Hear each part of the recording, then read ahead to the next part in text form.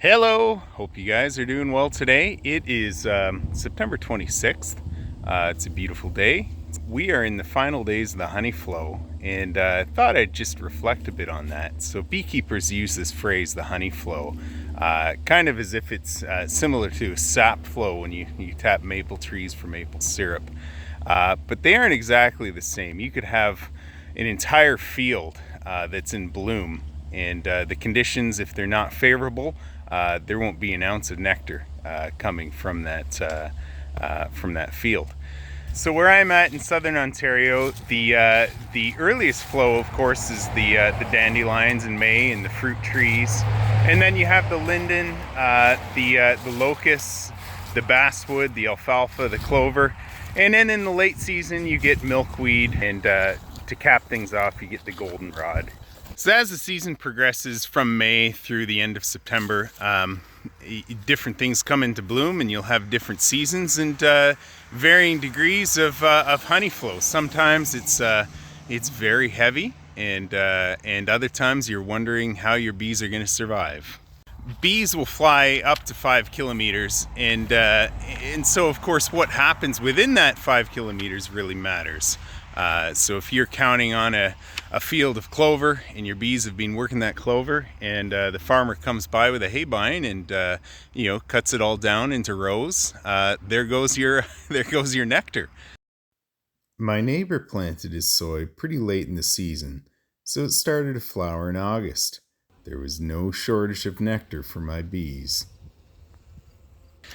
So my July nukes were building up so quickly during the month of August. I actually lost a few to swarms, and one of these swarms actually unfortunately ended up in my neighbor's porch. So I can blame the soy or blame myself, but I just could not keep up with these bees, and they were building up so quickly, ran out of space, and they do what bees do. So the swarm moved into here. There was some pine, tongue, and groove, and I cut most of this out. I'll go up there. I let some of my other bees clean it out. So that was 1, 2, 3, 4, 5, 6. Yeah, there's seven combs they made between the rafters there. Found the queen, got them cut out. So these are just some, I guess the remnant. I imagine most of my other bees robbed these guys out. Yeah, there's no honey left. Farmers make the best neighbors. This farm is right across the street, so it's maybe a few hundred meters from my yard, and sure enough, the queen that I did find was my marked queen, so there was no denying that it's my swarm. So I got that taken care of, got them boxed back up, moved them away so they wouldn't fly back.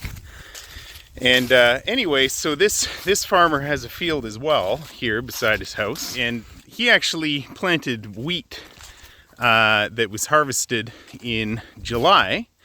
Last year they planted canola, and after they harvested the wheat and the straw there, the canola reseeded itself, and it's now in full bloom, and the bees have found it, and it's created an autumn nectar flow like I've never seen. So there are bees. My bees are everywhere. They are pulling nectar. Just that one plant had 4 bees on it. Got a late season canola flow. That's a first for me. It's perfect timing actually, because the goldenrod is pretty well spent. So as this season, honey season, draws to a close, and I thought I'd share a passage, a short part of a book that I've really enjoyed. So there's a fellow by the name of Richard Taylor, and he was a philosopher and a beekeeper, and he wrote several books spanning many decades about beekeeping and apiculture. And anyway, one book that I've got of his, The Joys of Beekeeping by Richard Taylor. How can you not trust a man with a mug like that? So this is from chapter 9, the honey flow. The time of honey flow is the one of quiet excitement for a beekeeper. It fills him with a sense of culmination, of a goal near fulfillment. Swarming is past, the supering is done, and the labor of the harvest will soon begin.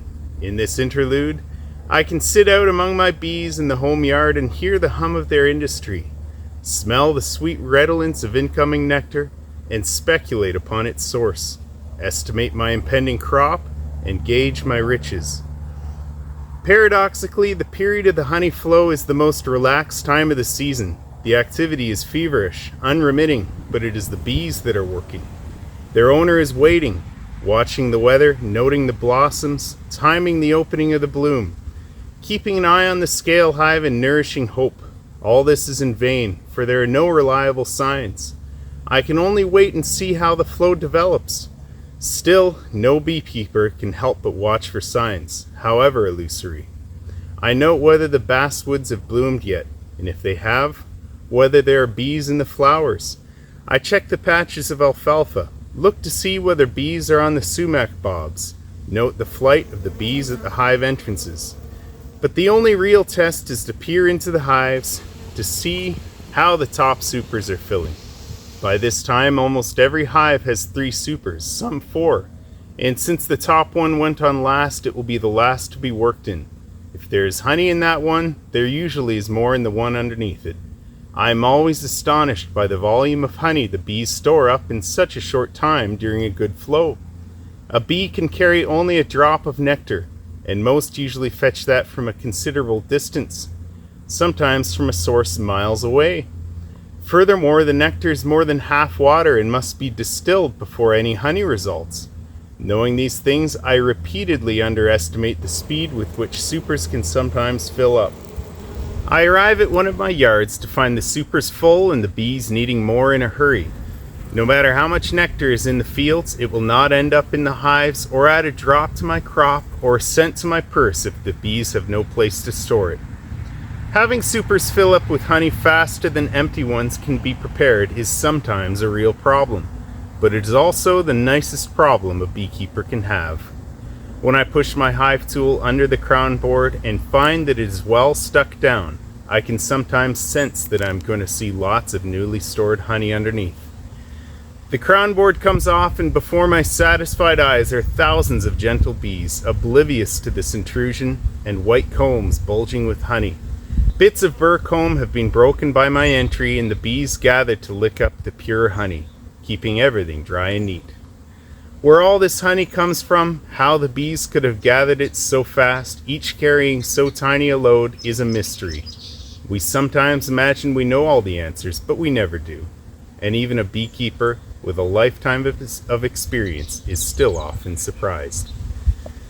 So that's a portion from Richard Taylor's book, The Joy of Beekeeping. I'd recommend this book to anyone, beekeeper or not.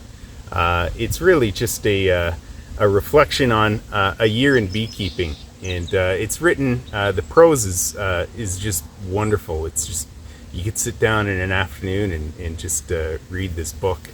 And anyway, I enjoyed it, and I learned a lot about myself and my own joy of beekeeping and how to articulate that, just from reading others, learning from others, and hearing other people's stories. Hope you guys have a wonderful, I guess we're in fall now, and hope to see you guys soon. Take care.